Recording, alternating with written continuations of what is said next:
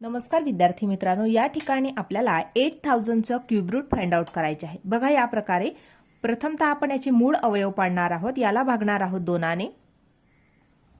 2 4 जा 8, 2 0 जा 0, 2 0 जा 0, 2 0 जा 0, 2 ने परत डिवाइड करणार, 2 2 जा 4, 2 0 जा 0, 2 0 जा 0, 2 0 जा 0, पुन्हा 2 ने डिवाइड केलं, 2 1 जा 2, 2 0 जा 0, 2 0 जा 0, 2 0 जा 0, 1000 ला 2 ने डिवाइड केलं, 2 5 जा 10, 2 0 जा 0, 2 0 जा 0, 500 ला पुन्हा 2 ने डिवाइड केलं, 2 2 जा 4, राहिला 1, 2 5 जा 10, 2 0 जा 0, 250 मिळाला, 250 ला पुन्हा 2 ने डिवाइड केलं, 2 1 जा 2, 2 2 जा 4, राहिला 1, 2 5 जा 10, 125 ला 5 ने डिवाइड केलं, 5 2 जा 10, 5 5 जा 25, 25 ला 5 ने डिवाइड केलं, 5 5 जा 25, 5 ला 5 ने डिवाइड केलं, या ठिकाणी राहिला 5 1 जा 5।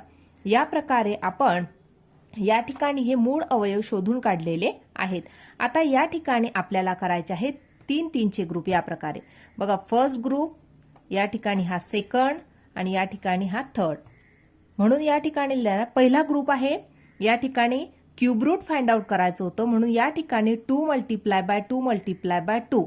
या ठिकाणी सुरुवातीला आपण लिहिणार आहोत 8000 equal to 2 into 2 into 2 into 2 into 2 into 2 multiply by 5 into 5 into 5। आता या ठिकाणी या प्रकारे आपण हे ग्रुप बनवले।